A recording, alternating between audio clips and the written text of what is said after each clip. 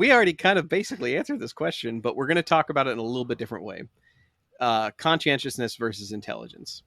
Now, if you go to a big corporation and you work in a cubicle, at some point somebody will give you an ocean test. An ocean test is the five. It's called the Big Five in psychology and in corporate psychology. It's openness, conscientiousness, extroversion, agreeableness.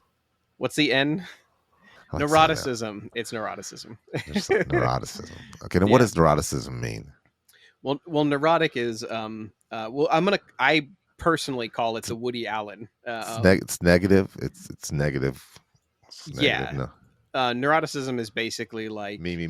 anxiety, worry, fear, envy, Oh, okay. jealousy, frustration. It's all the things Woody Allen does in his movies or jokes about.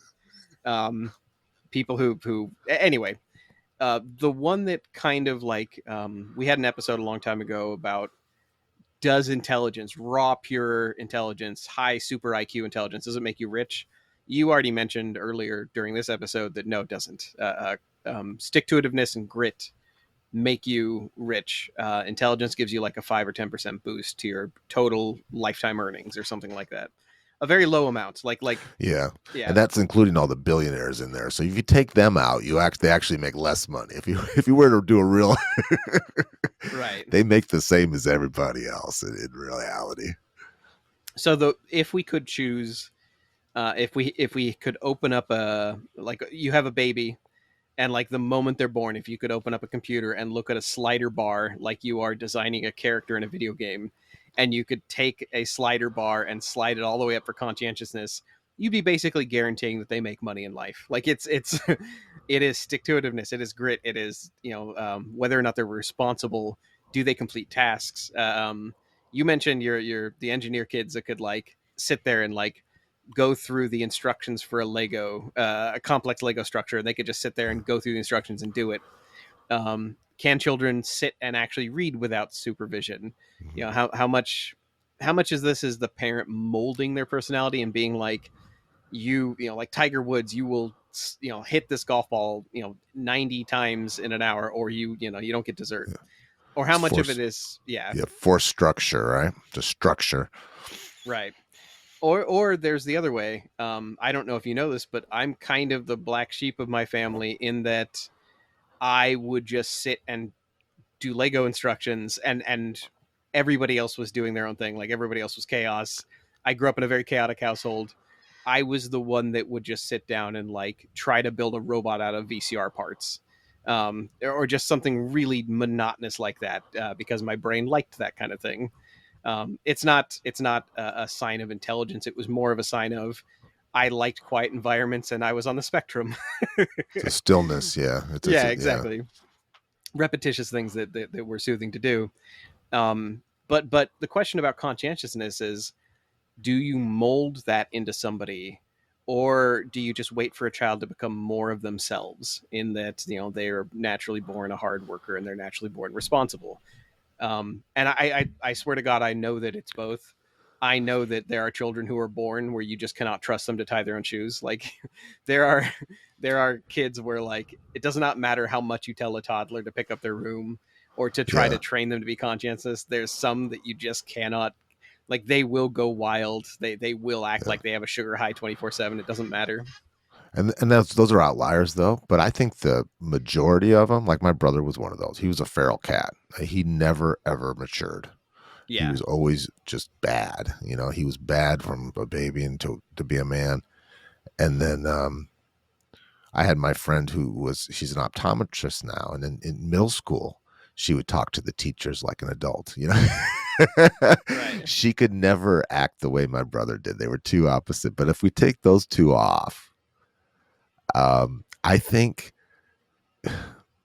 you can become more conscientious and become a better social skills and a better social groomer by your peer groups. I think that goes outside of the parenting thing. And I think that goes from the kindergarten and your friend groups and how and how you deal with those people, how you find a way to fit in. Okay. I think that's I think there's a hell of a lot to be said for your peer group. I think you told me a long time ago. You're like, you are the combination of the five people you spend the most time around. Yeah, we've Um, seen this with engineers. If they have just really just a simple sales skills or just some simple people skills, just some soft skills, they're very successful in their field because of that. And they're not trying to become politicians. They don't right, have to be, because they're in that tank with people who are not. That's not their strong suit. Their strong suit is sitting down and finishing tasks. right. Well, I found out later that I was the task finisher, and that I discovered that my brother has ADHD, and that that makes it to where if you don't know about ADHD as a disorder, the root of it comes from dopamine. The root of it comes from not getting enough of it and having your brain wired to seek dopamine, meaning seek exciting things, not boring things. Right. Start new Um, activities. Start new activities. Start new activities. right. So people with ADHD really struggle with conscientiousness. Like they really find it hard to be responsible and to finish tasks and things like that, or even start them. Um, so we're kind of seeing that you're right. There is like half of people can inherit, like their heritability of consciousness is about 50%.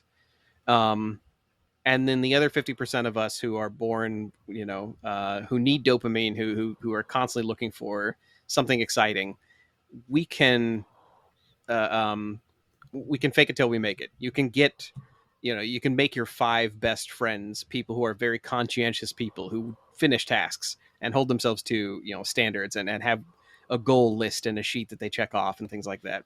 You really actually can change your DNA uh, um, to be more conscientious. Now, some of that comes from calmness, and some of it comes from okay, so the genes that are associated with consciousness, to sort of cover this real quick, is the SMOC1 gene, the LAM1 gene, the DRYK1A gene, and the COL19A1 gene. Do I know what those mean? I sure as hell do not.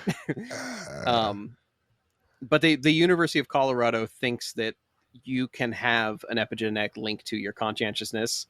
It's not just 50% of us are born studious and conscientious, and 50% of us are out of luck. can we get conscientious from a friendship or a love interest? Is it something that will that hit the switch so hard that it just changes our DNA? Well, not really.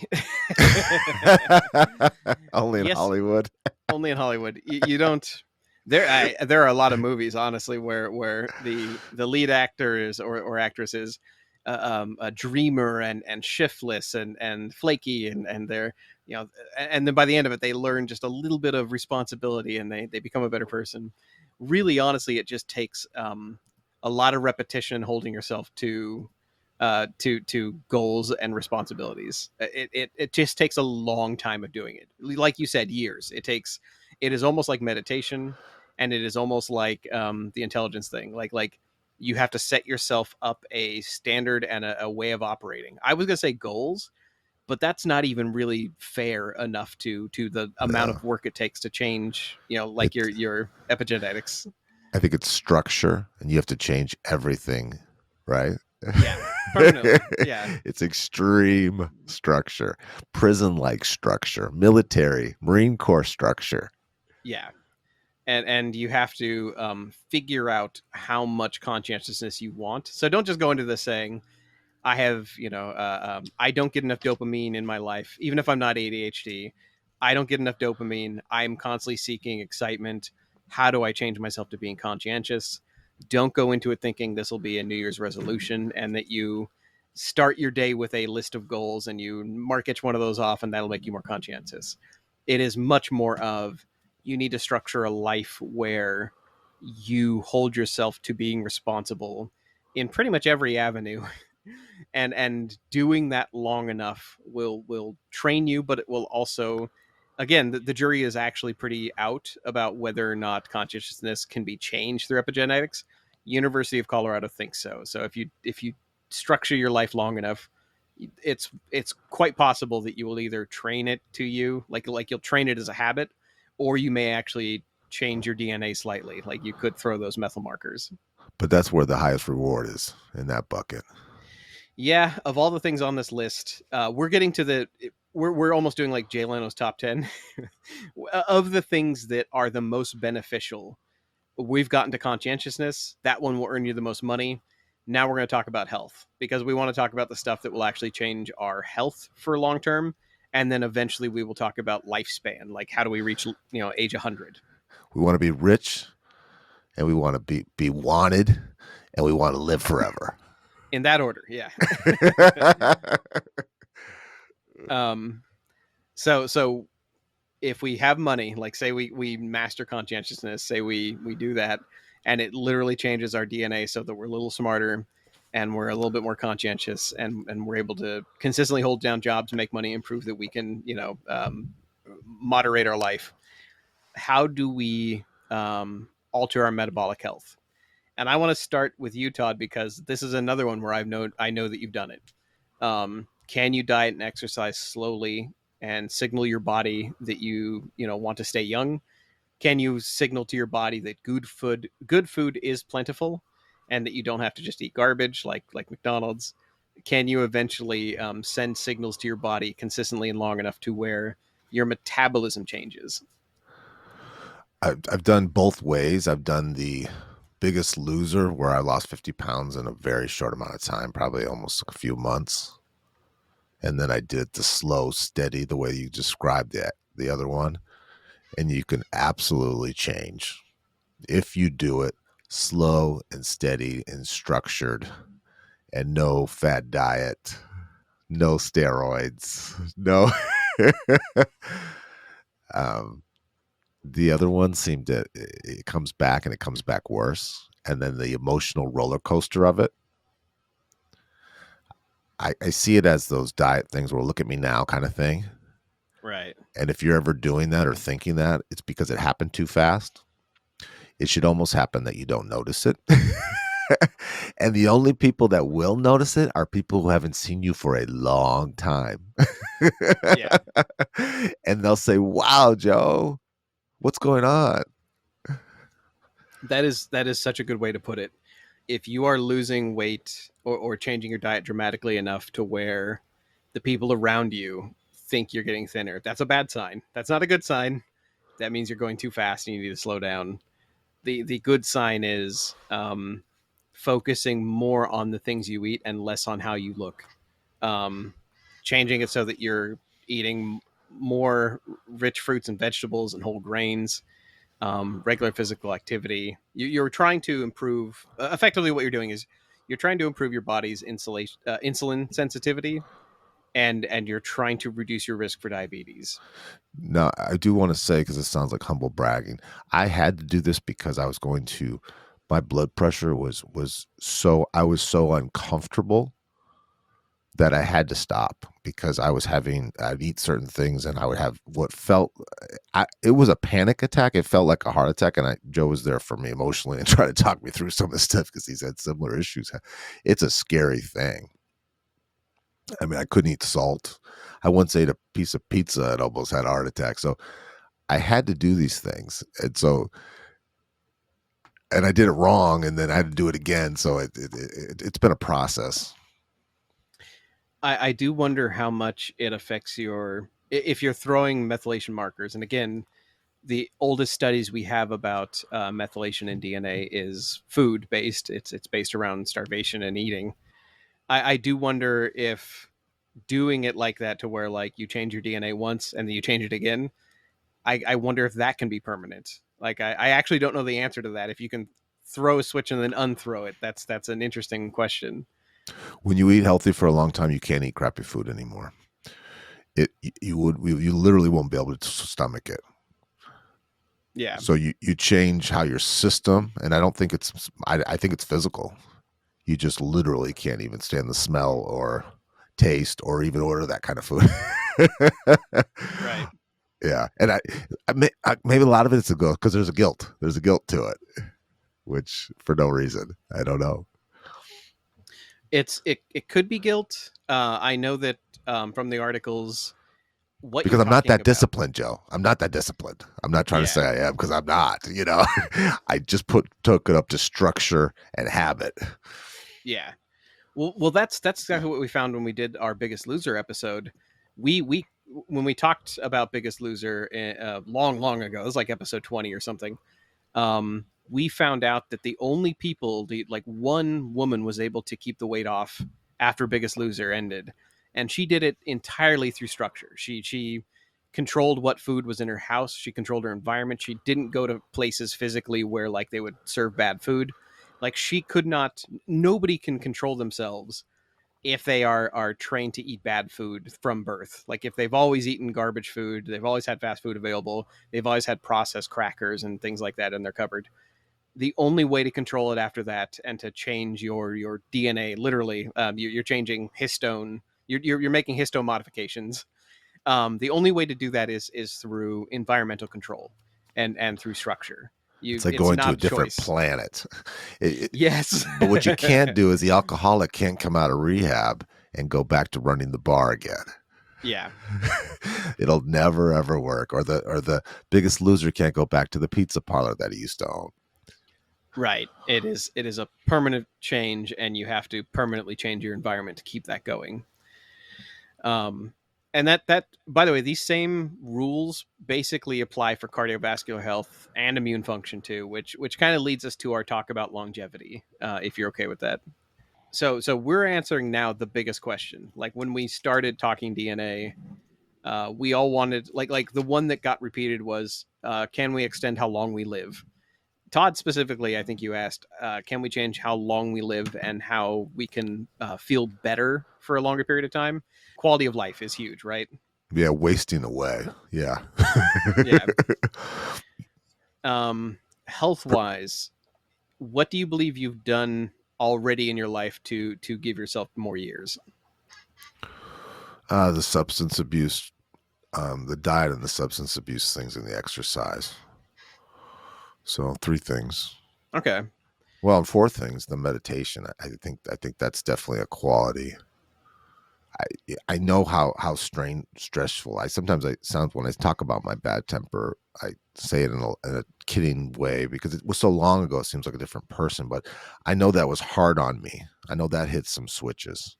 Yeah. Being that angry for that long and not sleeping at night because I wake up pissed off is, and I know you've got some similar things that can't be good for your longevity or quality of your life to have that high cortisol just to obsess and be angry for so long, for years. I mean, for a while there I was mad for years. Right. Uh, I'm going to echo that. Yes, you asked if I've done those same things. I think millennials now are the hardest drinking generation since the 20s. I am included in that. I have certainly taken a couple of years off my life by drinking too much. Not now, but when I was drinking, it was excessive and for too long, and that has no doubt shortened my age clock. Um, but Yeah, there, yeah, I heard a great dietitian tell me this once. He says, just because your body can metabolize something doesn't mean you should make it do that. right. Just because, oh, I was fine. He's like, no, it doesn't mean you have to do that. Imagine if you fed yourself good things. Right. There are circus performers who can eat a bicycle. That doesn't mean you should. Exactly. That's a good example. So I want to. I now want to sort of get into our professor of longevity. We talked about him in our last episode, so I'm not going to get into too much detail. But we have somebody who really kind of broke the code on DNA methylation and how it changes our lifespan. Um, his name is Steve Horvath. We've mentioned him over and over in this episode and in the last one. We're going to leave links to his TED Talks and also his articles. But basically, he originally went looking for epigenetic evidence for sexual orientation. Basically, he was hired by a college to look through DNA and find the rust on the DNA, the methylation, but he was looking for switches that had been thrown that would either make you straight or gay or bisexual or whatever in the spectrum of sexuality. And they were basically like, can you figure out, if you are born a certain way sexually? And he found zero correlation. Like he said in his talk, he's like, I didn't find anything. Like he's like, there was no correlation between somebody's sexual preference and what methylation had taken place on their DNA. He's like, however, I did find such a strong correlation between how many methylation markers there are and how old somebody was. And he was like, the correlation, he's like, it knocked me out of my seat. The way he puts it in his talk is he's like, I could look at the rust on somebody's DNA and I could literally tell them how old they were using the data. And he turned this into sort of a practice. He focused on this, and then suddenly colleges got really really interested, and he started getting funding, and he runs a lab, and this is all they do is if you send him your DNA, like you spit in a jar, send it to him, he can tell you are 67 years old in 3 months.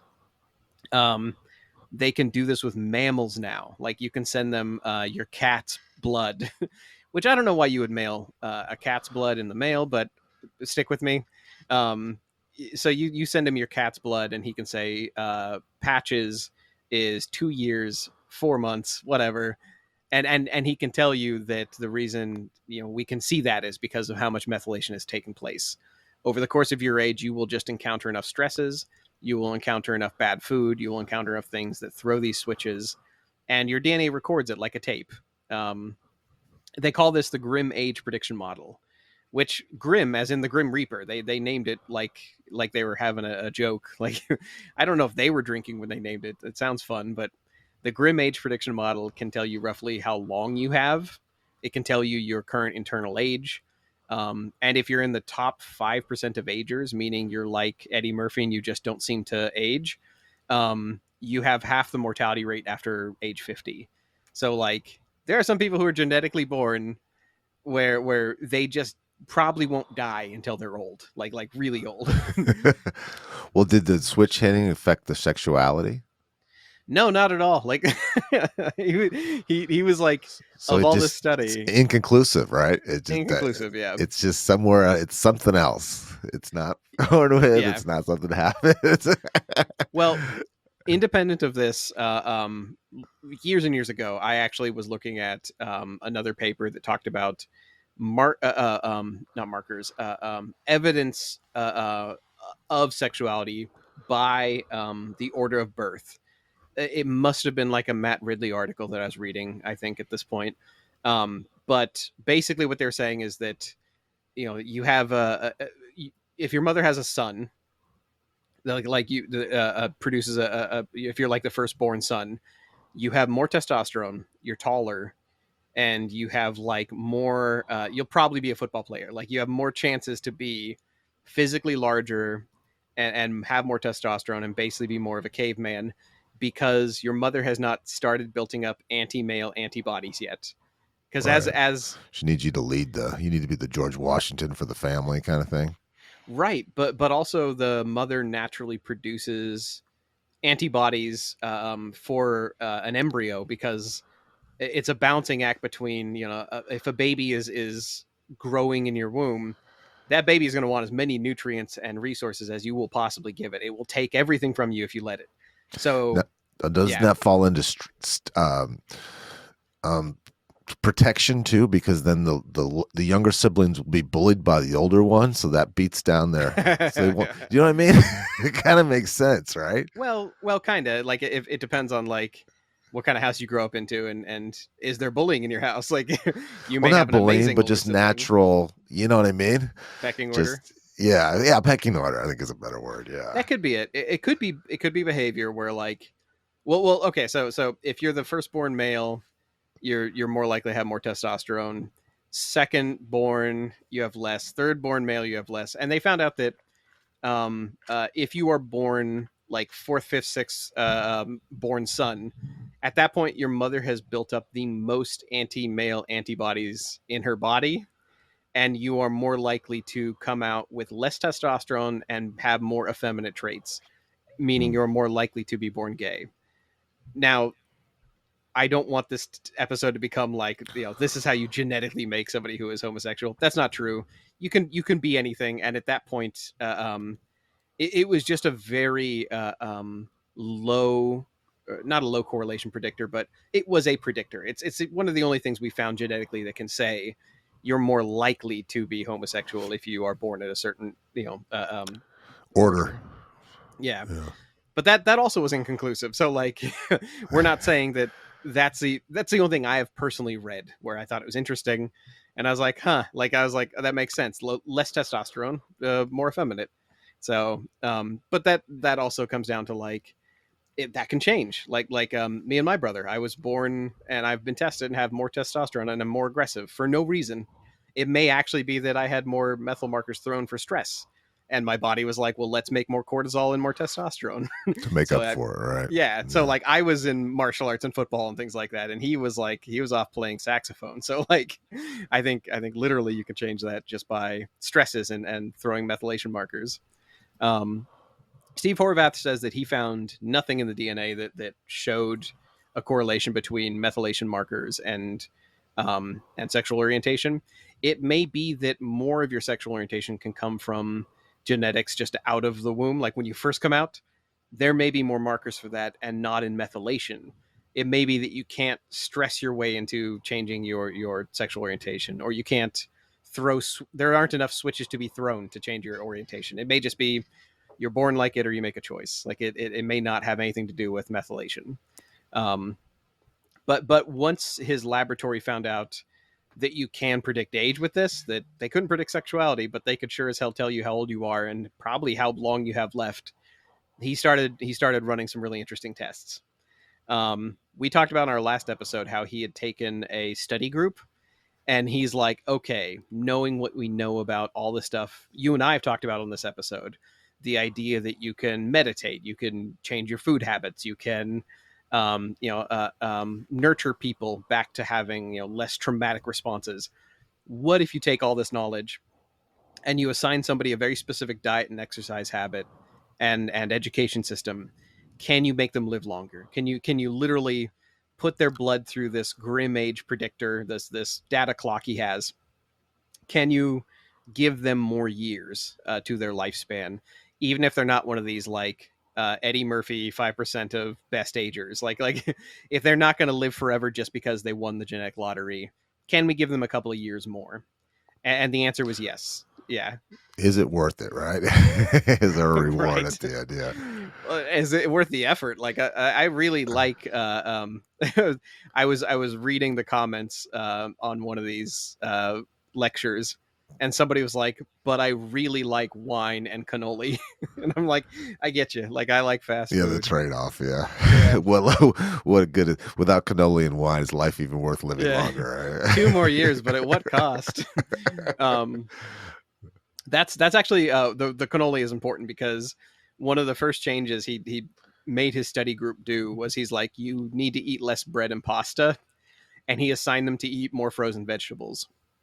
And he specifically picked frozen vegetables because, well, one, we could get into a lot of trouble with dietitians if we're like, I'm gonna make a claim, and you can hate me for it if you want. Is what I'm about to say, but frozen vegetables are nutritionally the same as fresh vegetables. right now. I know right now it's like, that's not true. Yeah. Natural, organic. Yep. I I think there's something to be said for availability and consistency that would make up for. Yes, Well, I thank you. like to make a fresh salad. You know what I mean? That whole attitude that sounds right, but is not practical. Right. I thank you. That is actually probably a more elegant way of saying it. Me declaring I'm going to piss off dietitians, and then you Oh, saying, "Well, yeah, just frozen because it's more yeah, consistent." my yoga friends would beat the shit out of you with their yoga mats for this. I they could probably win. I I was mean, going they to say would. like I could see them all just bring it on, shocked. but yeah, they're probably in way better health than me. Um, yeah, frozen vegetables, less bread and pasta, just because less Sugar. yeah, sugar and Sure. carbs. Yeah. And then more frozen vegetables because it's easy to get your hands on. It can stay in the freezer. You don't have to run out and get it every day. Um, and he also, so that was number one. That was the biggest one. The first one he started with. Number two, higher doses of cholesterol drugs for people who are at risk. And he specifically said statins. Um, Now, we're going to link to an article by Business Insider where they discuss this with another doctor, Dr. Neil Stone. And he says when they're looking at Horvath's data, another doctor is commenting on it and being like, well, hold on, statins should not be put in the water for everyone, is literally what he says in a quote. He's a cardiologist. He's from Northwest University. He knows what he's talking about. And he says, we're very clear that statins work to do two things. They lower LDL, which is bad cholesterol, and they lower inflammation. And that's a very powerful combination in people at risk.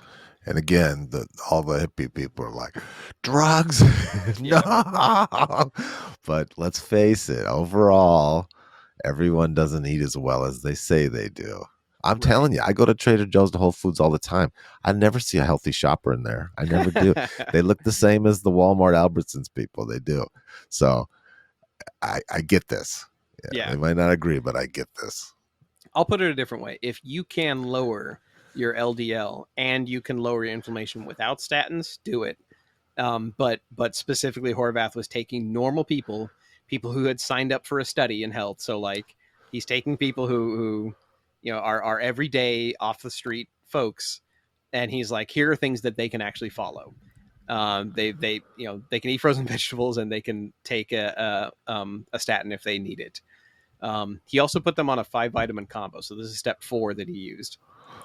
He gave them more vitamin D, more zinc, more fish oil, more garlic, and cruciferous vegetable supplements. So supplements for their green vegetables. So not only did he make them eat more frozen vegetables, he made them basically take a vegetable vitamin. Um, and those 5. It's funny. Like when I was reading this list, I was like, oh, that's I've been recommended those by other doctors just across the board. I take fish oil because of my stomach. Like I have autoimmune problems, and this combination, I was like, well, maybe that should be a what is it, Centrum Silver or whatever. Maybe that combination in specific should just be its own brand. Um, and I'm surprised he hasn't put out a brand. Like he could be selling, Horvath's Fountain of Youth or whatever. But he's a reputable researcher, so far as I know. And even he says in this article, he's like, "This is early stuff. Don't take this for gospel. Don't write a self-help book about it. This is just what I had my study group do." Um, But this is doable. This is yeah. doable. This everyone could digest this. This would not, this is not the hiring the personal trainers and the meditation coaches and the, Well, the $1,000 a day stuff. This is something that everyone can afford to do. that's what I'm saying is you see celebrities who are young forever and they have personal coaches and they have somebody following behind them with a Right. Personal hibachi and a chefs. food cart, Yeah. cooking everything, slapping their hands when they try to pick up a donut. Yeah, these are things that everyone can do pretty easily. And he specifically chose these because people could do it easily, and it would have a proven effect on throwing methylation markers. And the last one he put on his list was a brisk walk uphill, 20 to 30 minutes every day, and he specifically said after dinner. I don't know what the significance is for that timing. Like Ben Franklin used to walk after dinner, so like maybe there is something to that. Um, but yeah, a 20-30 brisk, like make you sweat kind of walk after eating. But you can see an example of this. If you go to the gym and look at all the treadmills, the people who are doing the 20-minute on the incline walking are all the fitter people than the people who are running high impact, doing all the intense stuff, the CrossFit and all that. If you look at the actual person by the look, Yeah. they all look fitter. I mean, it's shocking. When It's painfully obvious that it works. It doesn't look like it would, but it does.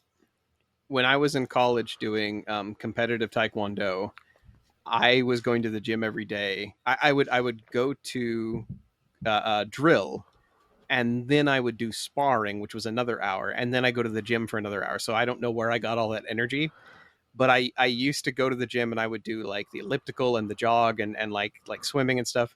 The one that kicked my ass the most was climbing stairs, and it's just like all these attractive women climbing stairs in yoga pants, and I'm like, this is nothing. And like I'd get on, and like Turns out 5 minutes later, I'd be dying. Like I am breathing heavier than like if I was like swimming or lifting heavy weights.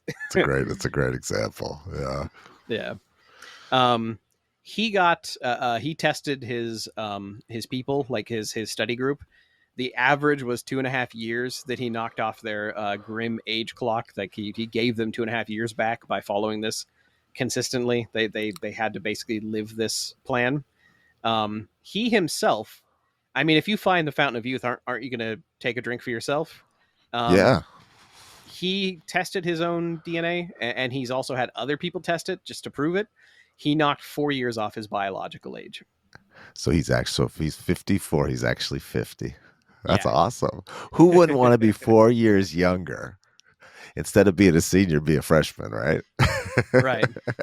Well, not only that, like not only do you get to live longer, all the other stuff we talked about is doable. Like it would be way too much to do them all at once, I think, unless you're just like a machine as far as like goal setting and environment and everything. But if you pick one or two of these things, like say you want to have less of a stress response in your life, and maybe you want to be a little more intelligent, so you gotta study once in a while, and like if you make a regiment out of these things, a regiment that you can follow basically permanently, and you do it, I mean, you can live longer, and then you can have other benefits too that will literally change your DNA, that will literally throw switches and methylation. You can't change everything. Like we started this episode by saying that like, we've spoken to personal trainers that literally think you can train your DNA like it is a dog. Like you could have your DNA strands sit up and bark and roll over. That's not true. But you can just throw a couple of these little methylation markers But if and you could be, and yeah, yeah, if you can be 4 years younger and more interesting and more conscientious, why not? right.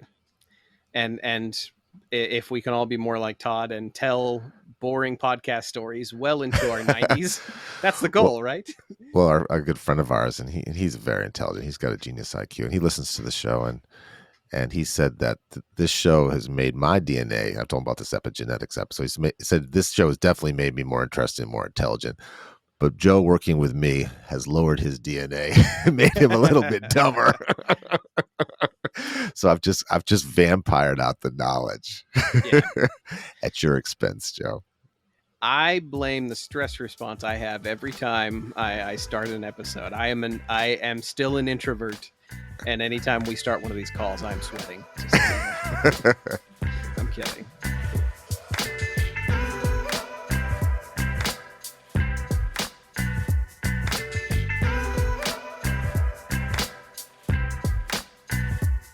You've been listening to The Reengineered You. Thank you so much for listening to the show. You mean the world to us. We have a new episode every week. You can connect with us at www.re-engineeredyou.com. That's where we have research links, show notes, feedback, and blog articles for each of our episodes. We're not experts in anything, but we've got an opinion on everything.